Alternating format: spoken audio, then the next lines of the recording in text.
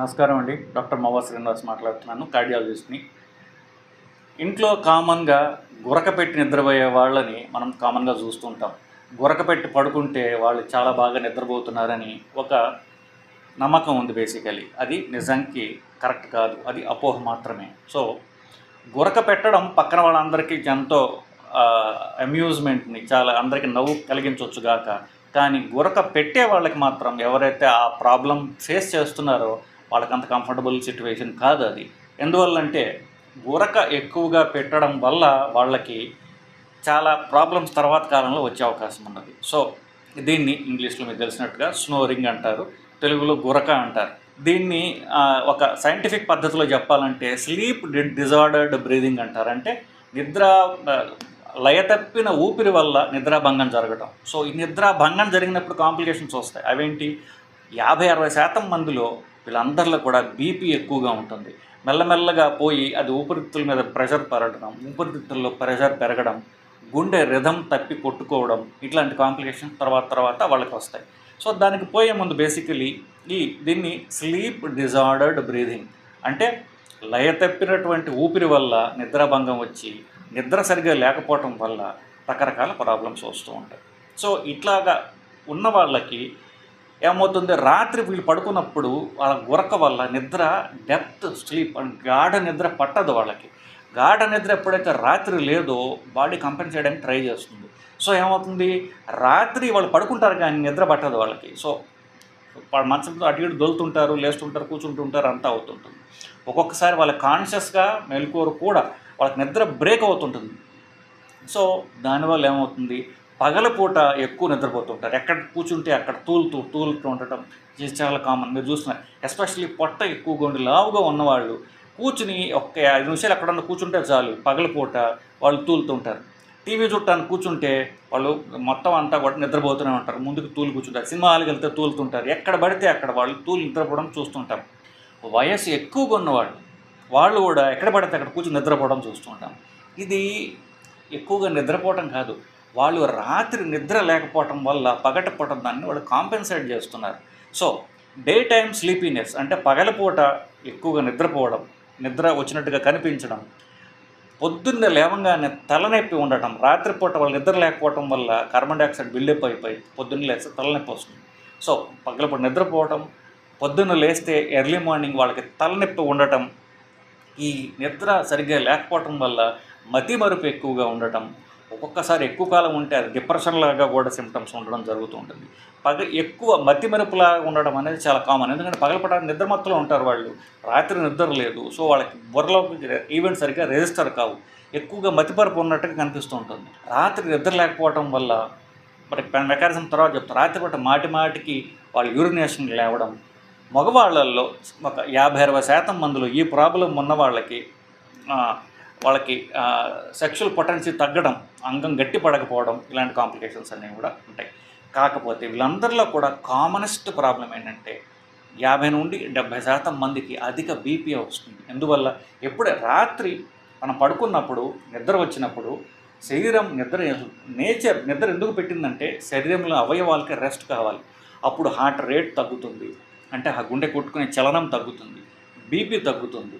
So, తద్వారా శరీరంలో ఉన్నటువంటి పేగులకి, లివర్కి, కిడ్నీస్కి, బ్రెయిన్కి రెస్ట్ దొరుకుతుంది. ఎప్పుడైతే వీళ్ళకి రాత్రి సరిగ్గా నిద్ర పట్టదో, మాటికి నిద్ర బ్రేక్ అవుతూ ఉంటుందో వాళ్ళకి రెస్ట్ దొరకదు. సో, ఈ సింపథెటిక్ నర్వస్ సిస్టమ్ అంటారంటే శరీరాన్ని యాక్సలరేట్ చేసేటటువంటి నర్వస్ సిస్టమ్ ఏదైతే ఉందో అది ఎప్పుడు కూడా యాక్టివ్గా ఉంటుంది. సో, హార్ట్ రేట్ ఎక్కువగా ఉంటుంది, బీపీ ఎక్కువగా ఉంటుంది. సో, అర్ధరాత్రి కూడా బీపీ ఎక్కువగా ఉండడం వల్ల శరీరానికి ఇంటర్నల్ ఆర్గన్స్కి అవుతున్న రెస్ట్ దొరకదు సరిగదా, ఎక్కువ బీపీకి అవి ఎక్స్పోజ్ అవుతాయి. కాబట్టి కిడ్నీలు ఇట్లాంటి వాటికి డ్యామేజ్ అయ్యే అవకాశం ఉన్నది. గుండె రాత్రి బీపీ ఎక్కువ ఉండటం వల్ల గుండె చలనంలో కూడా రెగ్యులారిటీ తప్పి ఇర్రెగ్యులర్గా బీట్ అవ్వడం జరుగుతుంటుంది. ఈ ఇర్రెగ్యులర్ బీటింగ్ వల్ల గుండెలో ఒక్కొక్కసారి రక్తం గడ్డగట్టి అది మెదడుకు పోవడం జరుగుతుంది. పక్షవాతాలు కూడా వస్తూ ఉంటాయి. సో, ఇవన్నీ ఏముంది, వయసు పెరిగింది కదా, ఇవన్నీ కామన్గా వస్తున్నాయి. వయసు పెరగటం వల్ల ఎందుకు వస్తుంది, ఇందువల్ల వస్తుంది. ఇవన్నీ కూడా కరెక్టబుల్ ప్రాబ్లమ్స్ అది. సో, ఈ బీపీ పెరగడం, పెరాలసిస్ స్ట్రోక్స్ రావడం, తర్వాత కిడ్నీ డ్యామేజ్ రావడం, సో పగలిపూట వీళ్ళకి మెమరీ లాస్ ఉండటం, ఇవన్నీ కూడా కరెక్టబుల్ ప్రాబ్లమ్స్ ఇవన్నీ కూడా. సో ఆ గురకను మనం కరెక్ట్ చేస్తే ఇన్ని ప్రాబ్లమ్స్ నుంచి వాళ్ళ కరెక్ట్. ఎక్కడైతే ఇన్ని మందులు తీసుకుంటున్నా కొంతమందికి బీపీ తగ్గదు, రెసిస్టెంట్ బీపీ అంటారు. ముందు ఒక ట్యాబ్లెట్తో స్టార్ట్ అవుతుంది, నెలకు 2-3 నెలలకు 2 ట్యాబ్లెట్లు అవుతాయి, 3 ట్యాబ్లెట్ 4 ట్యాబ్లెట్లు అవుతాయి, కానీ బీపీ తగ్గదు వాళ్ళకి.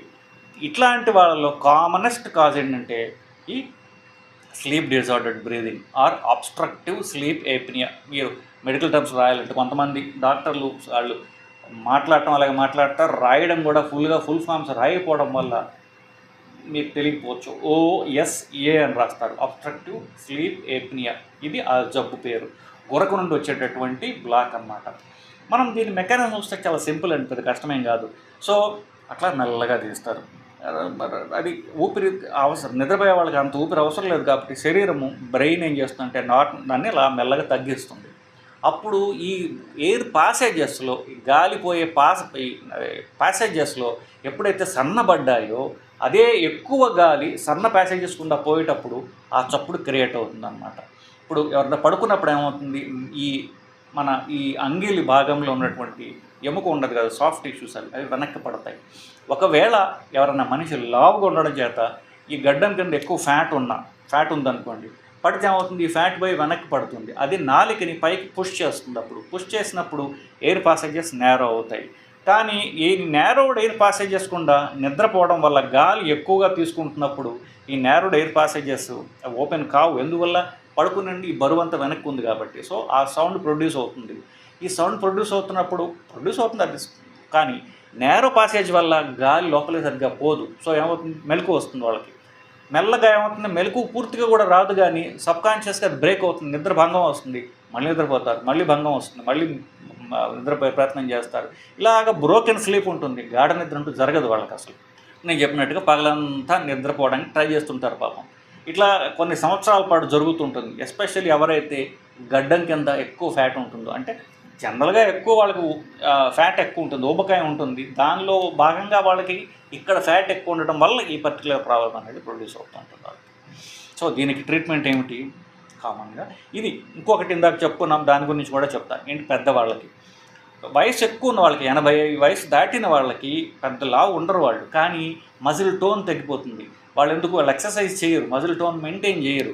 సో 60 దాటిన తర్వాత, అంతకుముందు ఎక్సర్సైజ్ చేయకపోవడం వల్ల ఆల్రెడీ బలం తగ్గి ఉంటారు వాళ్ళు. 60కి బరువు తగ్గిన వాళ్ళు 75కి ఇంకా బలం తగ్గుతారు. చూడండి, సడన్గా వాళ్ళు సన్నబడిపోతారు. ఎందువల్ల, ఎక్సర్సైజ్ చేయరు కాబట్టి. మజిల్ టోన్ వాళ్ళు మెయింటైన్ చేసుకోరు. 80కి వచ్చేసరికి బాగా వీక్ అయిపోయి ఉంటారు, మజిల్స్ వీక్గా ఉంటాయి. సో మజిల్ టోన్ తగ్గిపోయి ఉంటుంది వాళ్ళకి. మజిల్ టోన్ తగ్గిపోయి ఉండటం వల్ల వాళ్ళకి సేమ్ ప్రాబ్లం. పడుకున్నప్పుడు ఈ మజిల్ టోన్ తగ్గి ఉండటం వల్ల అది ఫ్లాబీగా ఉండి గాలి తీసుకుంటున్నప్పుడు అబ్స్ట్రక్షన్ అనేది రావడం జరుగుతుంది. సో మెయిన్ కారణాలు 2, లావుగా ఉండేవాళ్ళు అలాగే వయసు ఎక్కువ ఉన్నవాళ్ళు. ఈ రెండింటి వాళ్ళకి కూడా ఈ ప్రాబ్లం వల్ల వాళ్ళకి గాలి తీసుకోవడం కష్టమయ్యి ఈ కాంప్లికేషన్ రావడం జరుగుతుంది. సో ఈ రెండింటికి సింపుల్ సొల్యూషన్ ఒకటి ఉన్నది. ఏమిటి, ఇప్పుడు మజిల్ టోన్ తక్కువ ఉన్నా, ఫ్యాట్ ఎక్కువ ఉన్నా వాళ్ళకి అబ్స్ట్రక్షన్ ఎప్పుడు వస్తుంది, పడుకున్నప్పుడు వస్తుంది. ఫ్లాట్గా పడుకున్నప్పుడు ఈ ప్రాబ్లం వస్తుంది. సో ఫ్లాట్గా పడుకోకుండా ఉన్నప్పుడు పక్కకు తిరిగి ఉన్నా, ఇటు పక్కన అటైనా పక్కకు తిరిగినప్పుడు ఈ వెనక్కి పడడం అనేది జరగదు. లేదా మనకి తెలుగులో పడక కుర్చీ అంటారు, ఇక్కడ తెలంగాణలో ఆరాం కుర్చీ అంటారు. అంటే ఇంగ్లీష్లో అంటే రిక్లైనర్స్ అంటున్నారు, ఇప్పుడు లేజీ బాయ్ చైర్స్ అంటారు. అంటే కుర్చీ ఉంటుంది, అది అంటే కొంచెం వెనక్కి వాలి ఉంటుంది, ఫ్లాట్గా ఉండదు, వాలి ఉంటుంది. కాబట్టి కొన్ని చోట్ల మన కాళ్ళు కూడా మనం జాపుకునే అవకాశం ఉన్నటువంటి కుర్చీలు ఉన్నాయి. అలాంటి కుర్చీలో పడుకుంటే ఏమవుతుంది, మనం పూర్తిగా వెనక్కి పడుకోం కాబట్టి ఈ మెడ కింద గొంతు పైభాగంలో ఉన్నటువంటి ఈ మజిల్, ఇవన్నీ నాలిక, ఇవన్నీ కాస్త కిందకు వస్తాయి, ఊపిరి తీయడం కాస్త తేలిక అవుతుంది. సో ముందు పడక కుర్చీలో పడుకోవడం. కొంతమందికి ముక్కులో కానీ అబ్స్ట్రక్షన్ ఉన్నట్లయితే ప్రాబ్లం రావచ్చు. ముక్కులో అబ్స్ట్రక్షన్ ఉంటే ముక్కులో చిన్న చిన్న డ్రాప్స్ వేసుకొని బ్లాక్ క్లియర్ చేసుకోవచ్చు, పడక కుర్చీలో పడుకోవచ్చు. ఈ 2 సింపుల్ మెకానిజమ్స్. ఒకవేళ ఇది చాలా ఏళ్ళు ఉన్నట్లయితే, దీని కాంప్లికేషన్స్ వచ్చేసిన వాళ్ళకి అప్పుడు ఏమో ఒక మెషిన్ లాగా ఉంటుంది, దాన్ని CPAP అంటారు. ఆ మెషిన్ కనుక పెట్టినట్లయితే అది కొంచెం ప్రెషర్ తోటి ఆక్సిజన్ లోపలికి ఇస్తుంది. అప్పుడు ఇవి ఓపెన్ అవుతాయి. ఓపెన్ అప్పుడు వాళ్ళకి కాస్త నిద్ర పడుతుంది. వాళ్ళకి నిద్ర పడితే బీపీ తగ్గుతుంది. బీపీ తగ్గితే ఆ కాంప్లికేషన్స్ తగ్గుతాయి. సో దాన్ని సిప్యాప్ మెషిన్ అంటారు. సిప్యాప్ మెషిన్ పెట్టే బదులు దాన్ని స్లీప్ స్టడీ అని చేసి ఆ మెషిన్ పెట్టినట్లయితే ఈ ప్రాబ్లం అంతా సాల్వ్ అవుతుంది. ఇప్పుడు ఎవరికన్నా ఈ ప్రాబ్లం ఉందా లేదా మీరు తెలుసుకోవడం ఎట్లా? దాన్ని కరెక్ట్ చెప్పాలంటే స్లీప్ స్టడీ చేయాలి. లేదా సింపుల్గా మీరు ఈ కోవిడ్ టైమ్స్లో అందరూ పల్స్ ఆక్సిమీటర్ కొనుక్కున్నారు, ఇలా వేలుకు తొడిగేది. దాన్ని ఇట్లా నొక్కినట్లయితే హార్ట్ రేట్ ఎంత ఉంది, సాచురేషన్ ఎంత ఉంది మీకు చూపిస్తుంది. ఎవరన్నా సరే నిద్రపోతున్న వాళ్ళకి అది మీరు పెట్టినట్లయితే సాచురేషన్ కాస్త తగ్గచ్చు, కానీ 3% కంటే ఎక్కువ ఆ సాచురేషన్ తగ్గినట్లయితే అది నార్మల్ కాదు. సో అది వాళ్ళకి ఈ లయ తప్పినటువంటి బ్రీదింగ్ వల్ల వాళ్ళకి ప్రాబ్లం వస్తున్నట్టు లెక్క. అది ఒక ఎపిసోడ్ కింద లెక్క. అట్లాగా సాచురేషన్ పడిపోవటం గంటకి 5 సార్ల కంటే ఎక్కువ ఉన్నట్లయితే వాళ్ళకి ప్రాబ్లం ఉన్నట్టు లెక్క. అంటే మేము 3% తగ్గింది, అది ఒకసారి లెక్క పెట్టుకోవాలి. రెండోసారి మళ్ళీ తగ్గింది, మూడోసారి తగ్గింది. అట్లా గంటకి ఎన్నిసార్లు వాళ్ళకి సాచురేషన్ తగ్గుతోంది 3% కంటే ఎక్కువ అని మీరు నోట్ చేసినట్లయితే 5 సార్ల కంటే ఎక్కువ అయితే వాళ్ళకి ఈ స్లీప్ ఏప్నియా ఉన్నట్టు. అది 5 నుండి 15 వరకు ఉంటే అది మోడరేట్ అంటాము. 30 కంటే ఎక్కువ ఉంటే సివియర్ అబ్స్ట్రక్టివ్ స్లీప్ ఏప్నియా అంటారు. సో దానికి నేను చెప్పినట్టుగా ఈ కరెక్టివ్ ట్రీట్మెంట్స్, ఈ సిప్యాప్ అనేటటువంటి మెషిన్ అవసరం. 5 సార్లు ఇలా 15 సార్లు ఉంటే వాళ్ళకి మెషిన్ అవసరం లేదు. వాళ్ళకి ఆరాం కుర్చీ లేదా పడక కుర్చీ కూర్చోబెట్టి దానిలో పడుకోబెట్టి నైట్ దిండు వేసుకుని చక్కగా కాళ్ళు చప్పుతో అక్కడే పడుకోవచ్చు. వాళ్ళు అలా పడుకున్నట్లయితే కనుక ఈ ప్రాబ్లం సింపుల్గా సాల్వ్ అవుతుంది, బీపీ తగ్గుతుంది. సో ఈ disordered electric heart rhythm correct అవుతుంది, ఈ ప్రాబ్లం సాల్వ్ అవుతుంది. సో సింపుల్గా టూకీగా ఈ ప్రాబ్లము దాని కాంప్లికేషన్ మీకు చెప్పాను. సో ఒకవేళ ఎవరికన్నా సరే గురక ఉన్నట్లయితే వాళ్ళకి వీడియో చూపించండి. కరెక్ట్ మంచి ఇన్ఫర్మేషన్ స్ప్రెడ్ అవ్వడానికి మీ వంతు సాయం మీరు చేయండి. నమస్కారం.